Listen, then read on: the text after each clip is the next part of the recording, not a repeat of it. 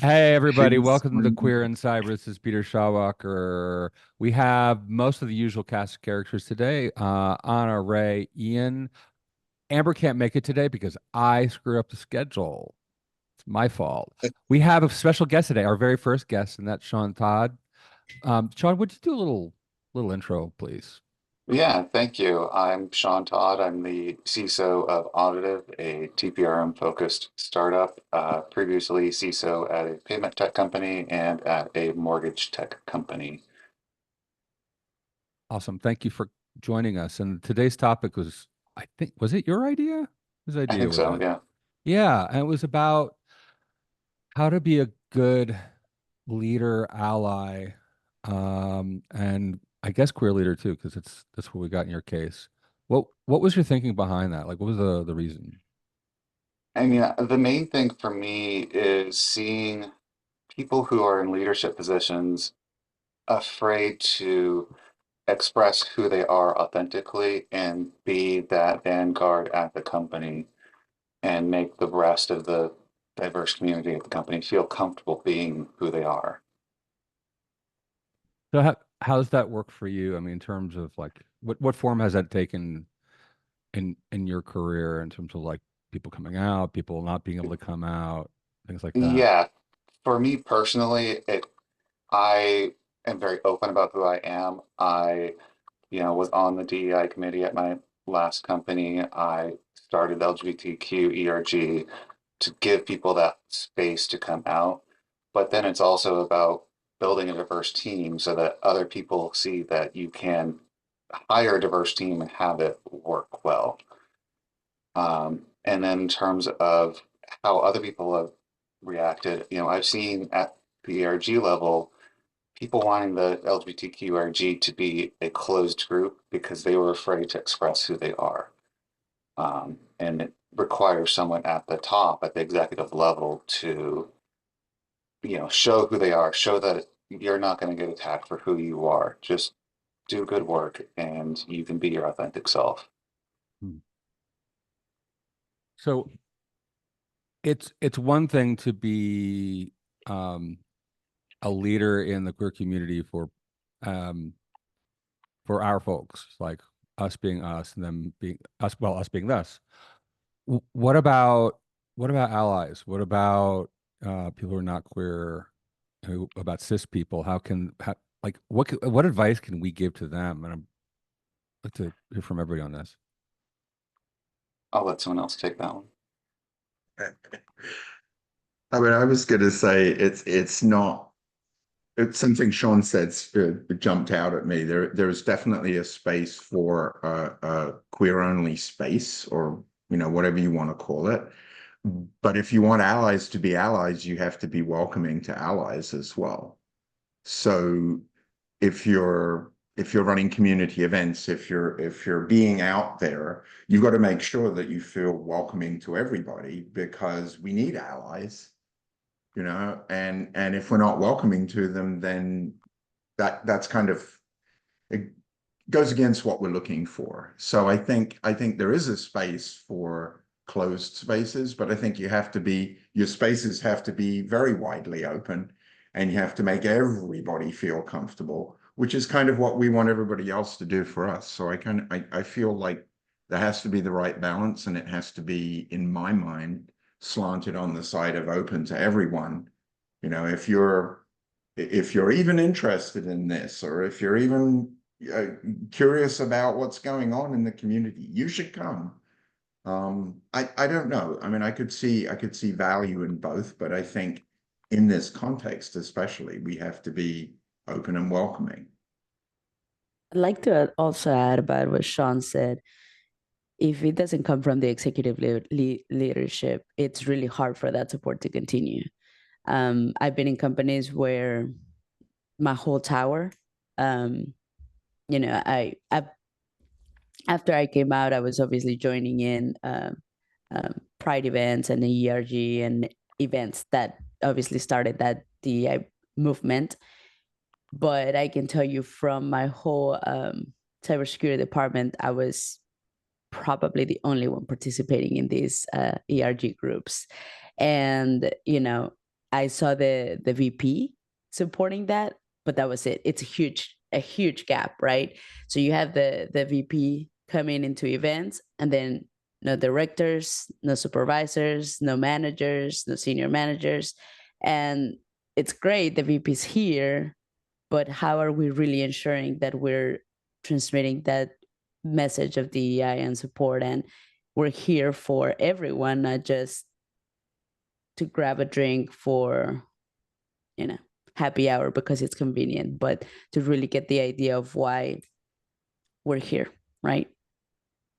So, and alcohol tends to make people who are shaky allies behave even better Or worse. or worse. So I'm gonna Those who are not There allies. close. Sorry. well, or who aren't. I mean, so and this comes up. The ally thing comes up a lot. Really, and the way what we're talking about is like being an ally of a certain status with an organization, or as is the case for most of us, coaching, maybe training, encouraging leadership to be allies or be better allies. And like our most problematic cases are allies that aren't really good allies, who don't either aren't are fake allies, they're faking it, or most of the time they just don't get it yet. They don't understand.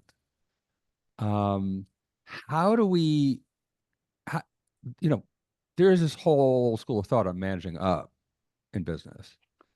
In this particular case, how do we manage up? How do we get our leaders? Because we all, you know, we all report to somebody. Even the CEO reports to somebody, to the board. The board reports to the shareholders. How do we help the people who want to be better leaders lead us better as allies? I can take that one at first. One of the things I did with one of my old managers is we would have our, weekly sync meetings, and I very explicitly wrote out the agenda for that to include a section in there on interpersonal, whatever, and then I would focus that in on, hey, this, minority person, whether it's a queer person or person of color, whatever, is having this interpersonal issue. Here's how I think you should deal with that. Trying to encourage my old manager to really think through that, um, not to out anyone, but he's your typical cis, white, older, straight dude who tries very hard, but didn't always get quite there. Yeah, So it's always yeah. tricky to find that balance between encouraging the behavior that you want to see. I mean, even some support has got to be encouraged, but once you get that support, then you've got to find the right path to say, that's great, but without making it sound like you're ungrateful. And that's tricky because I mean that depends on the individual. So you have to know the person that you're. I mean that's true with coaching or with mentoring. The better you get to know someone, the easier it is to say, "Yeah, but have you thought about this in a way that resonates with them?" And at the same time, we have to make sure that our leadership or anyone above our levels are not just checking the box for DEI, right? I think I mentioned this last time that we talked. In some DEI moments that I've seen, people just read off of a quote, and that literally is the DEI moment, right? And I'm breaking some of those barriers with. In June, I gave a whole schedule of what June had, not only Pride, but Helen Keller's birthday, advocating for disabilities, Juneteenth, right? Giving a visibility to everything, not just reading a box that is going to say, we should all be welcoming to one another. Like, that's really not DEI, right? We need to be engaged and really give visibility to the things that we're wanting to give visibility and obviously consider DEI. So I think breaking that mold in a way of what DEI should be, unfortunately, sometimes falls on us because we need to, hey, this is what really DEI is. Really, this is what we're wanting to accomplish, right? Yeah, and I saw that a lot at past companies too, where DEI was, hey, let's do Pride Month, hey, let's do Black History Month, and trying to educate them that no, you can't just do a, 1 day celebration and call it good. What are we doing for trans inclusive healthcare? What are we doing for diverse candidate sourcing? How, you know, what are we actually doing as a company, not just saying, raising the rainbow flag and going, ooh, yay. I know you guys already had a performative pride episode, but just want to re-echo that one. Well, the Well, performative bit doesn't go away just with pride. So it's I just It's mean, like- 99% of it. we've all seen the Well, memes, right? It's end of you know- June and it goes from rainbow to black and white again. Mhm. well, Well, it there's go- it's all, yeah. all the memes that you see at the end of Yeah. the month. It's like, okay, pride's done, and it's like stripping the rainbows off everything, and yeah. Well, when the shift from gay pride to um uh disability pride, is that like a relief for people, or are people like, okay, now we've warmed up for disability pride? Like which is the, I don't know which is harder for people to cope with. So I'm baffled as what to do with disability pride, because I got some of that too. I'm like, I'm not ready. I didn't prepare. I didn't do the reading. Ray, you've had military experience, both from a direct perspective, but also from family. What's happening in the world of blowing stuff up and saying it's for freedom?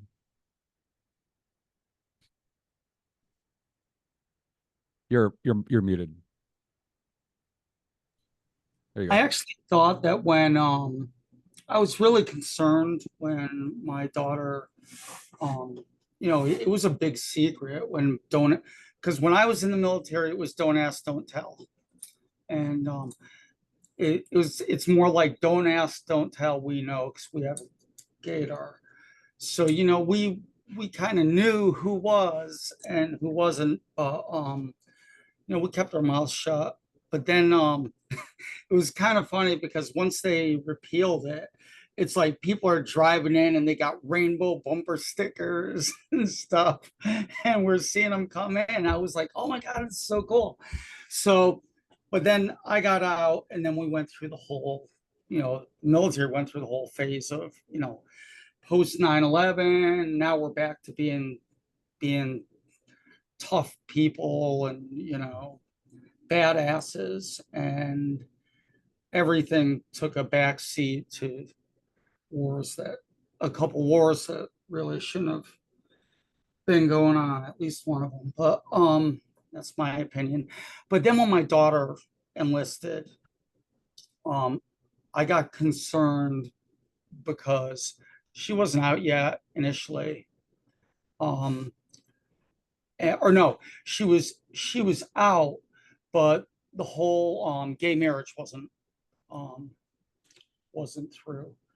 And I was concerned with her mainly because of like making rank and people having a bias against her.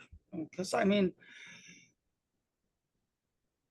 when the military is not blowing things up and um, doing crazy things, a lot of them are patting each other on the back and putting themselves in for medals and stuff like that. And I think I was afraid she was going to be overlooked, because of that, because everyone's coming off these post-war commendations, you know, everyone's credentials are just jacked up. And I was afraid she wasn't going to make rank and that she was just going to be treated different. And believe it or not, the military has issues, big issues, especially sexual assault issues. But for her, she's done really well. She's made rank. And she's well respected in her career field. She's in security forces, which is military police. And she got assigned to a pretty hard to obtain assignment. I can't say what organization, but she's really well. She's working with works with a multinational team, and they're very, very close. And so, I mean, from my experience, I don't know other jobs, because I was in military police. No one messed with any of us. We had one of my best friends in the military. She was queer, and no one messed with her. You even say anything, people beat you up. But But the comment on the military, one of the good things about it has been like since World War II, the kind of forced imposition of different kinds of people. Like there's a diversity in the military that everybody has to learn to deal with to a certain degree. Because you take, particularly when there's a draft, yeah, like the Yeah. rich kids don't go, but everybody else does. And so, the credit should go to a certain appreciation for diversity in some ways, and it's catching up in ways. I'm curious about that military gaydar. Does like Boeing make it, or Lockheed Martin? Like who? So You can bet they seriously though, charged $1 billion for it. right? And the air and the doors flew off when they weren't supposed to. But hey, your tax dollars at work. What about like how do you know if you again like how do you know if you're doing it right? What are the KPIs for good queer business allyship? Like if you were to make a slide saying these are our KPIs for this particular um, dimension of our organization, like what would be on that list? Like how do you know? What's objective? I think one of the things like Sean brought up was, I mean, for myself, it, right now I have to look at, even if I looked at like a job ad or job opening listing, I have to look at the state that it's in, which state in the nation it's in, what the laws of that state are, but then I have to look at the company policies. And like Sean said, transgender healthcare is a big thing. I mean, we had here in Connecticut, we had insurance companies making agreements with other companies. They weren't mandated to cover things, and they were getting away with like not covering autism care for kids, not covering different neuro disabilities and things like that, as well as trans health care. And then a couple of insurance companies were sued, and they made a mandate for the trans health care. So across the board here in Connecticut, they have to cover trans health care. They have to cover autism care. So I mean, there's legislative factors that happen. It's like, okay, well, your company's in Nashville, Tennessee, and I'm not going to go work in there because I can't go to the bathroom of my choice unless they make, specific, gender neutral bathrooms. But I think that's like one thing in my view of companies, corporations. It's one of the first things I look for is what's their healthcare. Right off the bat, if their healthcare is not inclusive or if their healthcare is restrictive, I don't want to work there, because right off the bat, that's like a red flag for me. So if I'm a company that wants to send a message that I am inclusive, I need to make sure that that information is really easily available. Not necessarily up front and in your face, but right there. It's like, oh, here are the things, that it's those little sort of subtle things that I think get lost. It's like it may not be obvious. A company, the company board and the CEO and everybody is supportive, but they don't realize how they need to communicate that. And there is an example right there of something seemingly small that you can easily do, which is make your healthcare information, well, first make it appropriate and accessible and trans friendly, and then make it easy for someone to find that out. But And then you that's, have, but you also have the problem of blowback from that, in the sense of, hey, we cover trans healthcare, and then people are like, well, why should, if it's a, a company, the insurance is self-funded, why should the other employees be required to pay essentially for transgender care? Or I don't believe in that.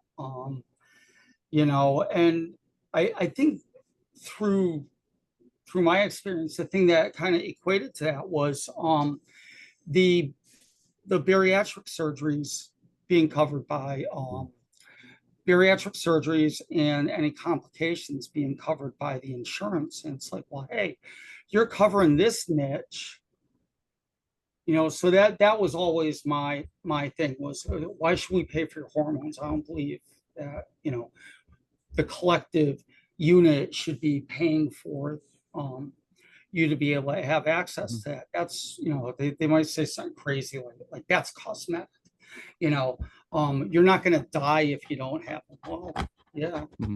Yeah. You're Not touching going on, I not think, much living. is- Yeah. Yeah. But, you could say the same thing. Well, why, they have to try to lose weight naturally, et cetera, et cetera.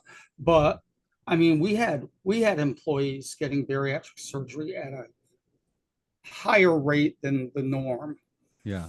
Because when I was a paramedic, you're sitting in an ambulance for 12 hours a day, and then having spurts of activity and eating hot dogs and pizza from 7-Eleven because you're worried about getting a call, drinking coffee all day. People get you get middle-aged spread. The moral hazard, right? Yeah. And people were having surgeries like crazy. It was like one person after another. How'd you lose so much weight? How'd you this? And some of them had, it was in the real early years when the hospitals here were doing it. And a lot of them had significant issues after it. So it's like, well, there's this whole question of like, the moral hazard and like the nature of insurance, but that's another show. yeah. But it's like, yeah. Will you get that blowback? Will you get the blowback? And maybe that's another metric that we need to look at is, making like welcoming queer people is one thing when you do it discreetly. Right. It's another thing when you do it in a way that is public and visible to everyone, including the homophobes, including the transphobes. Well, I mean, really, that's what happened to Target. With their Pride campaign, Pride merchandise. Now they replaced it with pickleball. Right. So if it's dangerous, it counts more than if it's safe. It's kind of like having the side door for the blue collar workers, because the blue collar workers are people of color, and the white people don't want to have to see them come in, so they have to come to the back. Yeah. Right. And so saying, well, we have a lot of black and brown employees. We're good. Our stats are great, but they're not visible unless they're at the cash register. Right. Anna, did you want to say something? I feel like you wanted to. No. Okay.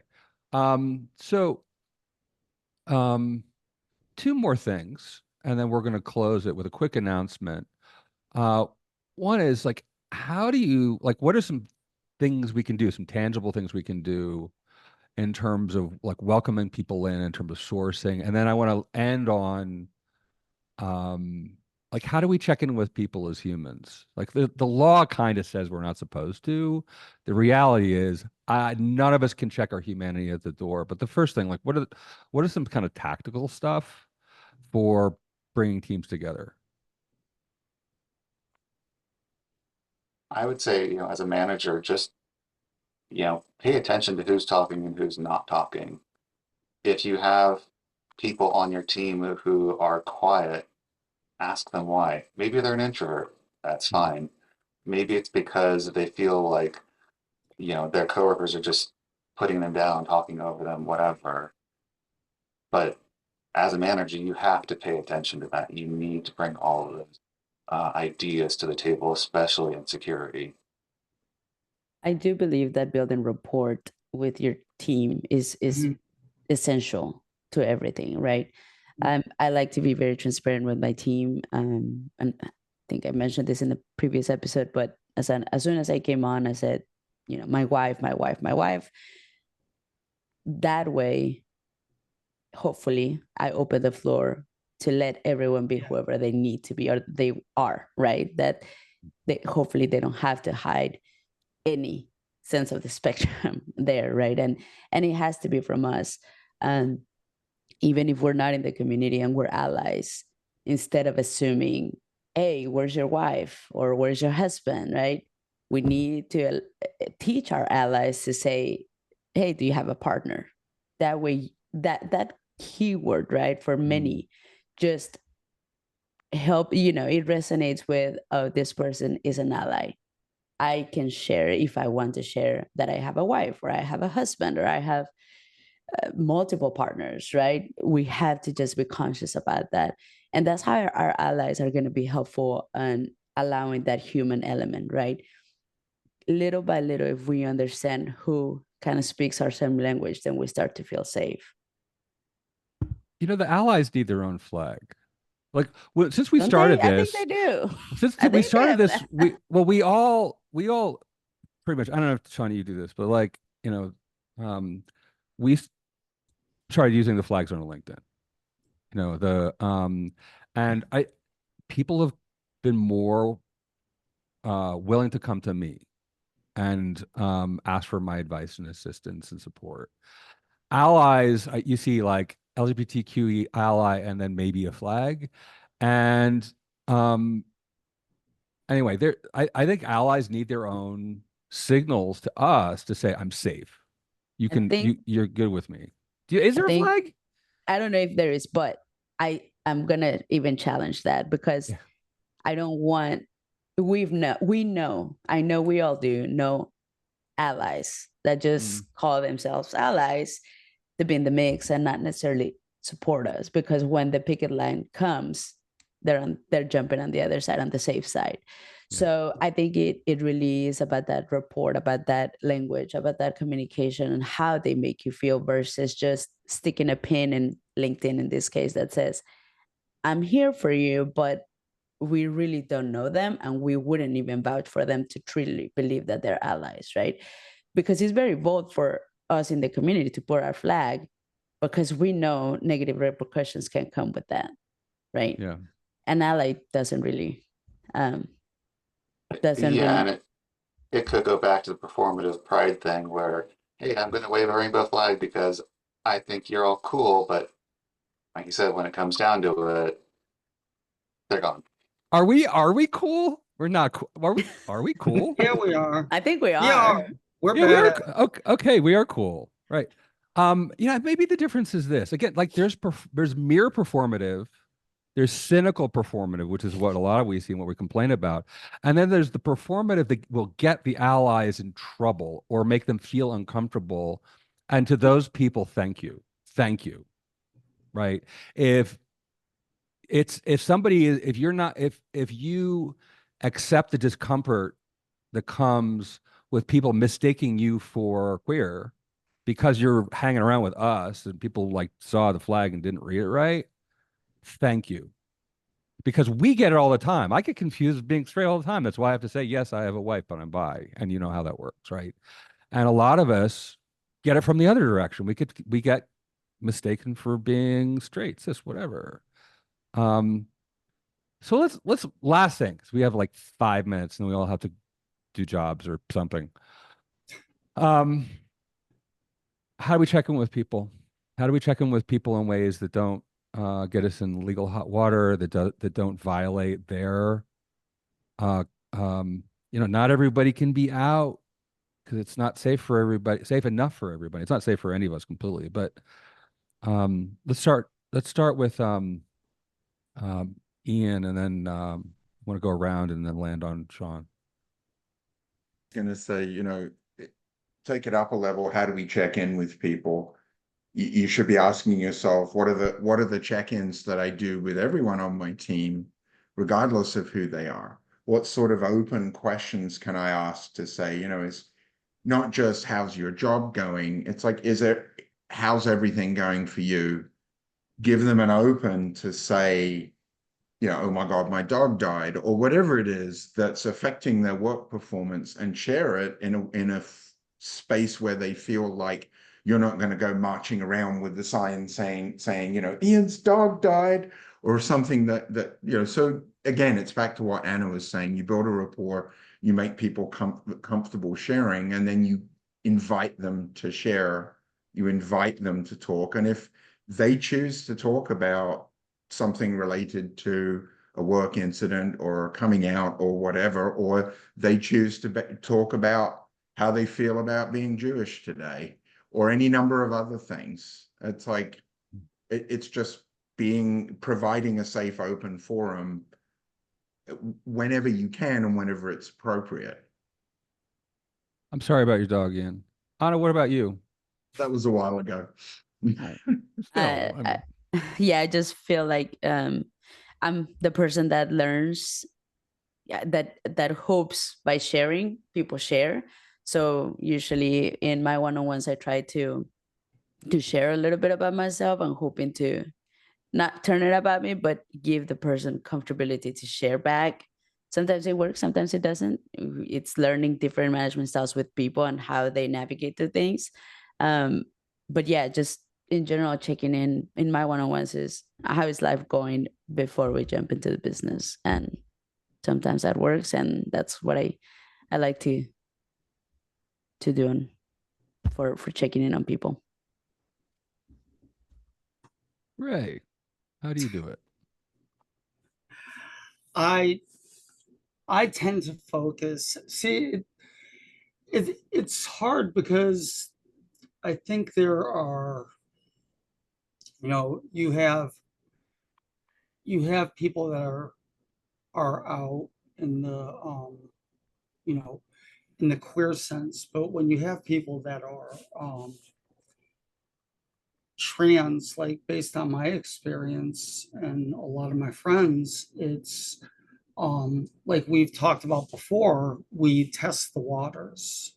And sometimes we start doing that. And I think that like having someone like Anna or Sean to be able to talk to about that, almost to know that there's kind of an open door policy to be able to talk to someone, because there's different nuances of the trans experience that, the changes, I don't see changes visually to indicate, Ian's queer, unless he comes in with like a scarf and looks like a Ken doll. Then I might be like, my gaydar is going off.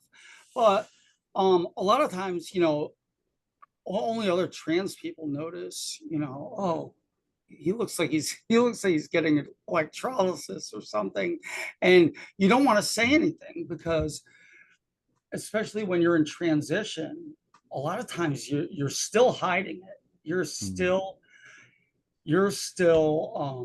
hidden. No one knows, and that's a period of can be years and years of excuses. Oh yeah, I break out in a rash every time I shave. Just things like that. You're going through laser treatments. You're going through electrolysis. You may have one surgery or another, and then after your surgery, everyone's saying, I wonder if they had these surgery. When are you having these surgery? And that is like, I think there's almost a list of things you shouldn't ask a trans person. Well, I think we gotta wrap it in a minute. I'm gonna ask you later about oh, that's cool, Anna. Sorry, we're up against the clock. My apologies everyone for screwing up the schedule, but that's all right, Anna. I'm gonna ask you later about well, can I nair my face because I'm tired of shaving? But that's like a whole other grooming No, problem. don't do You that. can't? Are you No, there's a experimented? way to, no, there is a way to do it. I have, I'll tell you. We'll do It's that in next episode will all be about hair removal and epilation. Yeah, cyber. It'll be a yeah, completely different crew. epilation. Yeah. Depilation. And there's my alarm Sorry. too. Sean, why don't you bring us home, and then I have like two announcements. All right. Yeah, no, I would say one of the things to do for checking in with the actual humans on your team Yeah. is just do it in your weekly sync meetings with individuals. One thing I did is I had a very structured agenda for every person on my team, and at the very end was, just a human level check-in, completely optional. They could put whatever they want in there. But if they do put something in there, you have to turn your active listening skills up to their max Mhm. and really hear what they're saying, absorb it, and then just see, follow up with them. Like Ian, like if your dog died, I might check in with you in a couple days to say, hey, how are you doing? You know, follow up with that so they know that they weren't just speaking into the void. In 1995, I was somehow invited to a party at the house of Eli Broad, and if you know Los Angeles, you know that he owns half the town. And Worked at the Broad Institute, so well, my yeah. a friend of some people that my then wife and I were staying with when we moved to LA invited us to go to this party, which was completely like it was a terrible idea. Because like this couple, like she was like a niece of Eli's whatever. And I'll never forget when he greeted our friends, he said, "Hey John, how's love and money?" I thought, how this is perfect. Like that's everything. And it was the Eli. But anyway, thank you, Sean, for being our Well, guest. Apologies in Yeah. absentia to Amber. I'm really sorry. I screwed up schedule. Um, and Ray, Ian, I love you so much, Anna too. Couple of things. We're moving our community site from Discord, which just became unmanageable and hard on the eyes, to a thing called Circle. So you can now find it at nearshorecyber.community. It is a brand new domain, so it will probably show up in your web filter as suspicious. Please submit it for categorization as education, because that's what it is. Another thing is we're offering some premium content. I'm teaching a course. It's for money because I got to pay for this thing, which leads me to the second announcement, which is that we are looking for sponsors for this show. If you've got 10, 20, $100, and if you want to do a monthly pledge, that would be super helpful. The number we're looking for actually is 100 for Podbean and another $25 for Riverside, which is the platform we usually use, except today because it broke. So if we can get four people to pledge $25, we will be able to keep running this as a podcast. If we don't, I'm going to kill Podbean and we're going to stop using it because I can't keep going out of pocket for this thing. So we need your support. We need your listenership and we need your reviews and we need you to get the word out because this is important. I think we're the only people doing this still. If you want to do something like this, if you want to copy the whole damn concept, come to me. I'll tell you how to do it. We need more. Need more things like this, so we can support each other and make the world a place where you don't need courage to be who you are. So, thanks again. See you next time. Later.